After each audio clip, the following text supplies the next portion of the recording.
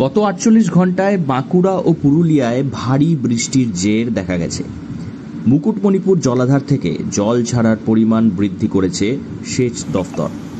মঙ্গলবার সকাল থেকে 15,000 কিউসেক হারে জল ছাড়া শুরু করেছে মুকুটমণিপুর জলাধার।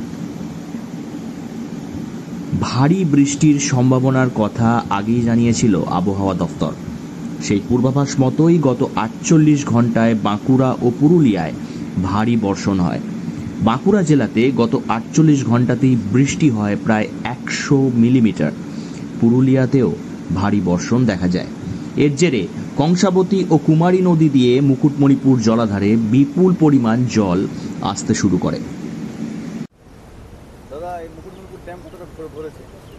ড্যাম তো প্রায় অনেকটাই ভরে গেছে। জল ছেড়েছে? হ্যাঁ, জল ছেড়েছে, 4টা গেট ছেড়েছে।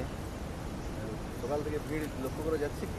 সকাল থেকে তো ভিড় অতটা হবে নি, ভিড়টা হবে আপনার মোটামুটি ওই বিকেল দিকে। পর্যটকদের জন্য কি বলবেন?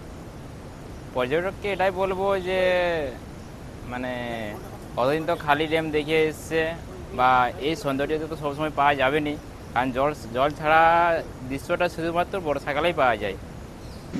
এদিকে পূর্বাভাস পেতেই মুকুটমণিপুর জলাধার থেকে গত সোমবার জল ছাড়া শুরু করে সেচ দপ্তর।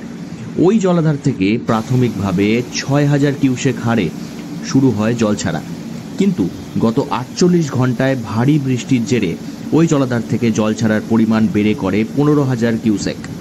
জল ছাড়ার পরিমাণ বৃদ্ধি করার আগে কংসাবতী নদীর নিম্ন অববাহিকায় থাকা বাঁকুড়ার রায়পুর, সারেঙ্গা সহ একাধিক ব্লক ও পশ্চিম মেদিনীপুর জেলা প্রশাসনকে সতর্ক করেছে সেচ দফতর। দফায় দফায় জল ছাড়া হচ্ছে মুকুটমণিপুরের কংসাবতী জলাধারে।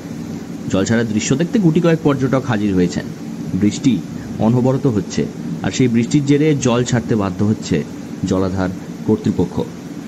বাঁকুড়া থেকে নীলাঞ্জন ব্যানার্জির রিপোর্ট, লোকাল 18 বাংলা।